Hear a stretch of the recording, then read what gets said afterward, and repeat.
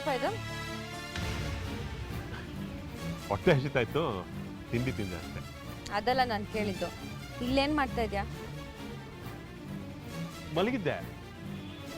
Office ಇವತ್ತಿಲ್ಲ. ಯಾಕೆ? ಹೋದ್ವಾರ ಒಂದಿನ ಓವರ್ ಟೈಮ್ ಮಾಡಿದ್ದೆ, ಕಾಂಪನ್ಸೇಟರಿ ಆಫ್ ಕೊಟ್ಟಿದ್ರು, ತಗೊಂಡೆ. ಇವತ್ತು ಮನೇಲೇ ಇರ್ಬೇಕಾಯ್ತು. ನನಗೆ ಮನೆಯಿಂದ ಹೊರಟಾಗ ನೆನಪೇ ಬರಲಿಲ್ಲ ಇವತ್ತು ಆಫೀಸ್ ಇಲ್ಲ ಅನ್ನೋದು. ಅಲ್ಲ ಅಂದ್ರೆ ಬಸ್ ಸ್ಟ್ಯಾಂಡಿಗೆ ಬಂದ್ಮೇಲೆ ನೆನಪು ಬಂತು ಇವತ್ತು ರಜಾ ಅಂತ. ಸರಿ ವಾಪಸ್ ಮನೆಗೆ ಏನು ಹೋಗೋದು ಅಂತ ಇಲ್ಲಿಗೆ ಬಂದೆ. ಮನೆಗೆ ಬರ್ಬೋದಾಗಿತ್ತಲ್ಲ. ಮನೆಯಲ್ಲಿ ಇಷ್ಟು ನೆಮ್ಮದಿಯಾಗಿ ಮಲ್ಕೊಳಕ್ಕಾಗತ್ತೇನೆ? ಯಾರು ತಡಿತಾರೆ ನಿನ್ನ? ಸಾಕಪ್ಪ, ಎಷ್ಟು ಅಂತ ಸುಳ್ಳು ಪೋಣಿಸ್ತೀಯಪ್ಪ. ಸಹ್ಯ ಆಗುತ್ತೆ ನನಗೆ. ಹೌದೇ? ನಾನು ಸುಳ್ಳ? ನೀನಾಗೆ ಬಂದೆ ಇಲ್ಲಿಗೆ? ಹೋಗೆ ತೊಲಗೆ ತೊಲಗ್ತೀನಿ. ಪಾಪ ನಿದ್ದೆ ಮಾಡಿ ತಿಂಡಿ ತಿಂದು ಸುಸ್ತಾಗಿರುತ್ತೆ, ರೆಸ್ಟ್ ತಗೊಳ್ಳಿ.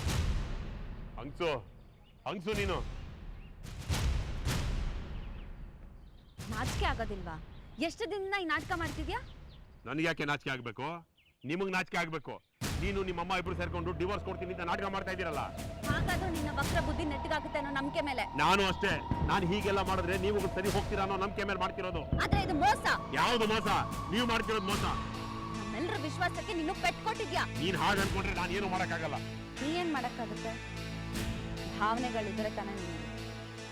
ದಿನ ಆಫೀಸಿಗೆ ಬರ್ತೀನಿ ಅಂತ ಇಲ್ಲಿ ಬಂದು ತಿಂದು ಮಲಗಿ ಮನೆಗೆ ಎದ್ದು ಬರ್ತೀಯಲ್ಲ, ನಿನಗೆ ಪಾಪ ಪ್ರಜ್ಞೆ ಏನು ಕಾಡೋದಿಲ್ವಾ? ಏನ್ ಪಾಪ ಪ್ರಜ್ಞೆ? ಏನೇ ಪಾಪ ಪ್ರಜ್ಞೆ? ನನ್ನ ಕಷ್ಟ ನಿನಗೇನೆ ಅರ್ಥ ಆಗುತ್ತೆ? ತಿಂಗಳು ಮುಗಿತಿದ್ದ ಹಾಗೆ ದುಡ್ಡು ಕೊಡು ಅಂತ ಕೈ ಒಡ್ಡಕ್ಕಾಗೋದಿಲ್ಲ ನಾನು.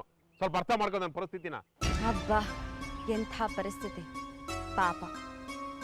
ಭಂಡತನ ಮನುಷ್ಯನಲ್ಲಿ ಇಷ್ಟು ಮಟ್ಟಿಗಿರುತ್ತೆ ಅಂತ ನನಗೆ ಗೊತ್ತೇ ಇರಲಿಲ್ಲ. ನೀನ್ ಯಾಕೆ ನನ್ನ ಫಾಲೋ ಮಾಡ್ಕೊಂಬಂದೆ? ನಾನು ಇಲ್ಲಿ ಇರ್ತೀನಿ ಅಂತ ನಿಮ್ಮ ಅಜ್ಜಿ ಹೇಳ್ಬಿಟ್ಟ?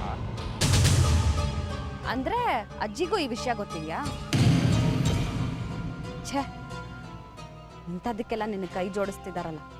ಏರೀಗ ನಿಮ್ ಜೊತೆ ಸೇರ್ಕೊಂಡಿಲ್ವಾ ನಿಮ್ ತಾತ? ಎಷ್ಟೇ ಆಗ್ಲಿ ಹೆಚ್ಚು ಕರಳು ನನ್ನ ಕಷ್ಟ ಅರ್ಥ ಮಾಡ್ಕೊಂಡಿದಾರ ನಮ್ಮಮ್ಮ. ಸುಮ್ನೆ ಇರಪ್ಪ. ಇಂಥ ಮಾತುಗಳಾಡಿ ತಾಯಿ ಪ್ರೀತಿಗೆ ಅವಮಾನ ಮಾಡ್ಬೇಡ.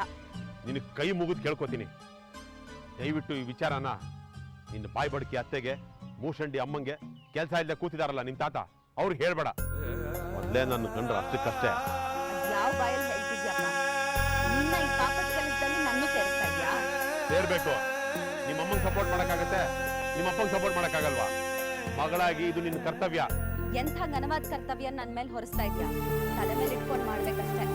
ಶಾಲಿನಿ, ಹೇಳ್ತಾ ಇದ್ದೀನಿ, ನೀನೇನಾದ್ರೂ ಈ ವಿಚಾರ ನನ್ನ ಮನೇಲಿ ಹೇಳಿದ್ರೆ ನಾನು ಮನೆಗೆ ಬರಲ್ಲ. ಬಾಳ ಕೇಳ್ಬಿಟ್ಟಿದ್ದೀನಿ ಈ ತರದ್ದು. ಬೇರೆ ಏನಾದ್ರೂ ಇದ್ರೆ ಪ್ಲಾನ್ ಮಾಡು. ಹೇಗೆ ಸಾಕಷ್ಟು ಟೈಮ್ ಇರುತ್ತೆ.